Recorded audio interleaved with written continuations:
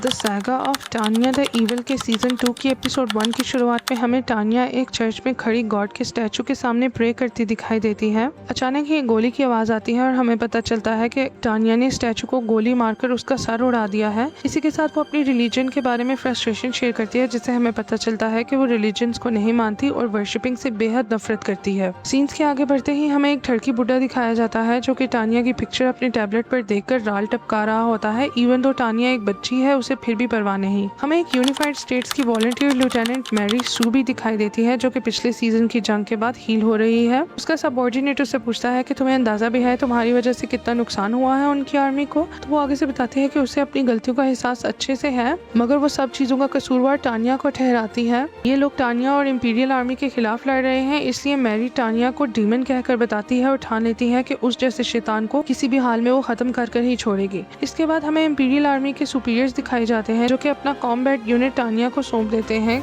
एक सबऑर्डिनेट उछल कर इस डिसीजन के खिलाफ जाता है और बताता है कि टानिया दिखने में तो बच्ची है, मगर है सबकी चच्ची। उससे बड़ा शैतान और जल्लाद उसने आज तक इस दुनिया में नहीं देखा। मगर उसका सुपीरियर उसे याद दिलाता है कि उनकी आर्मी के जो हालात हो रखे हैं उन्हें टानिया जैसी बंदी ही ठीक कर सकती है। इसी के साथ हमें टानिया अपनी सुपीरियर पोजीशन हासिल करते हुए दिखाई देती है, जिसके आगे पूरा कॉम्बैट यूनिट लाइन अप होता है और उनकी आर्टिलरी भी, यानी कि टैंक्स वगैरह। टानिया बहुत ही फख्र के साथ अपने पुराने सैनिकों को वेलकम करती है और उन्हें ताकीद करती है कि नए सैनिकों का भी वेलकम किया जाए। इसके बाद सीन सीधा 1926 के मैदान जंग में चले जाते हैं। टानिया की आर्मी ईस्टर्न फ्रंट में जंग लड़ रही होती है। टानिया का ध्यान सबसे पहले इन्फेंट्री यूनिट पर पड़ता है, जो कि गड्ढा खोदकर उसमें छुपे होते हैं दुश्मनों से लड़ने के बजाय। ये देखकर टानिया उन्हें कोसने लगती है कि इस तरह से तो वो जंग हार जाएंगे। साथ ही उसकी नजर सैलमेंडर कॉम्बैट स्क्वाड्रन की तरफ जाती है, जो कि अपने टैंक्स को लड़ने के बजाय अपने सैनिकों को बचाने के लिए इस्तेमाल कर रहे होते हैं, जिसे देखकर टानिया मजीद डिसअपॉइंट हो जाती है।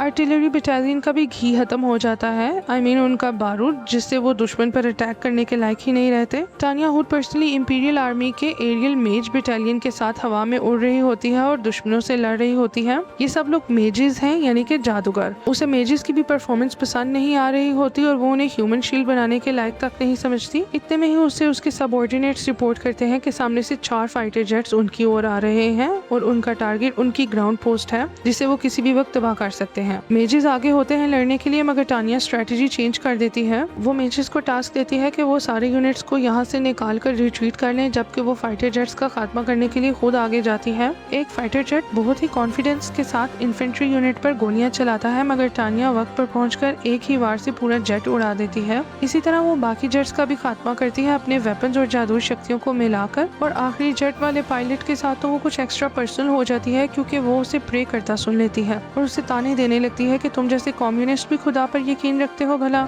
इसी के साथ वो आसमान में कोई बहुत बड़ा स्पेल करती है, जिस दौरान खौफनाक बात तो ये है कि उस जेट पायलट के हिस्से की प्रेयर टानिया खुद कंटिन्यू कर देती है, वो भी आंखें फाड़ कर, जिसे देखकर मुझे खुद ही डर लग गया। अब जो ही टानिया सिचुएशन को कंट्रोल करती है, वो रेडियो कम्युनिकेशन के थ्रू सबको फॉल बैक का ऑर्डर देती है और बैटलफील्ड में ही खड़े खड़े ताना देती है कि नए सैनिकों की सही ट्रेनिंग नहीं हुई, जिसकी वजह से सब यूनिट कमांडर्स को उसके चेंबर्स में हाजिरी लगवाने का कहती है वो। अब जब बैटलफील्ड का सफाया करने के बाद यूनिट कमांडर्स टानिया के सामने पर्सनली लाइन अप होते हैं, तो टानिया उनकी टका कर बेइज्जती करती है और बहुत डिसरिस्पेक्टफुल वे में उनकी नाकामियों को सामने लाती है और एक की पर्सनल परफॉर्मेंस इवैल्यूएशन देती है। अब वो न्यू वॉर स्ट्रेटजी बनाती है, जिसके मुताबिक वो कॉम्बैट यूनिट को एक ही जगह यूनिफाई करना चाहती है, क्योंकि उसे लगता है कि वो इकट्ठे होंगे तो कुछ बनेगा। एक कमांडर अपनी पुरानी ट्रेनिंग का हवाला देते हुए बताता है कि इलास्टिक डिफेंस थ्योरी के मुताबिक ये स्ट्रेटजी बहुत गलत है, क्योंकि दुश्मन एक ही बार में उनका सफाया कर जाएंगे इस तरह से। टानिया उसे शट अप कॉल देती है और पॉइंट आउट करती है कि जो इलास्टिक डिफेंस थ्योरी की बात वो कर रहा है, वो थ्योरी सिर्फ तभी अप्लाई की जा सकती है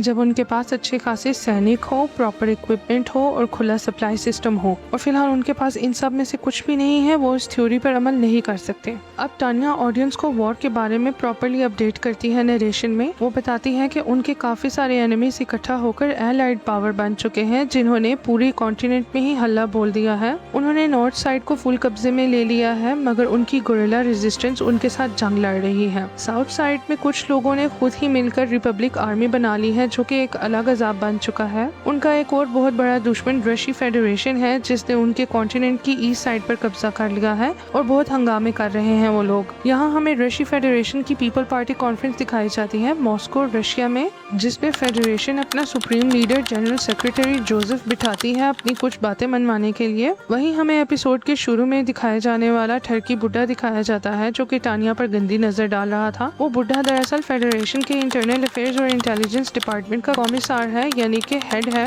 और उसका नाम लोरिया है। वाह क्या नाम पाया है। वो यहाँ जनरल सेक्रेटरी जोसेफ को प्रपोज करता है कि क्यों ना वो लोग उन मेजेस को जंग में वापस ले आए जिन्हें इन्होंने कुछ अर्से पहले कैद किया था। कम्युनिस्ट जादूगरों से नफरत करते हैं और उन्हें कैद करना प्रेफर करते हैं। यही वजह है कि टानिया उनसे इतनी नफरत करती है। एक पीपल पार्टी का बंदा लोरिया को अपोज करता है, जिसे वो अपनी सिक्योरिटी से उठवा लेता है उसकी खिलाफ वर्जी करने के लिए। अब टानिया कॉन्टिनेंट की वेस्ट साइड के बारे में बताती है, जहाँ यूनाइटेड किंगडम बिल्कुल डिप्लोमेटिक अप्रोच ले रहा है और डिसाइड कर रहा है कि वो कोई मौका ढूंढकर एलाइड पावर के साथ हाथ मिला लेंगे, इस डर से कि कहीं वो इस जंग में कुचलने न जाए। हमें यूनाइटेड किंगडम के व्हाइट हॉल के मंजर दिखाए जाते हैं, जहाँ नेवी रियर एडमिरल डोनाल्ड हार्बरग्राम को एक इंटेलिजेंस डिपार्टमेंट का एजेंट प्राइम मिनिस्टर चार्वल का अंदेशा देता है कि वो लोग एलाइड पावर के साथ किसी भी वक्त मौका देखकर हाथ मिला लेंगे। टानिया नरेशन में बताती है कि पूरे कॉन्टिनेंट में सिर्फ एक ही मुल्क उनका साथ दे रहा है और जंग में भी न्यूट्रल है, जिसका नाम जीरूडोया है। टानिया एक और मसला बताती है कि समुद्र के पार यूनाइटेड स्टेट्स है जो कि उनकी खिलाफ वर्जी तो नहीं कर रहा, मगर उनके दुश्मनों को वेपन्स और अपनी मिलिट्री सर्विस प्रोवाइड करके इनडायरेक्टली उनकी ओपोजिशन कर रहा है।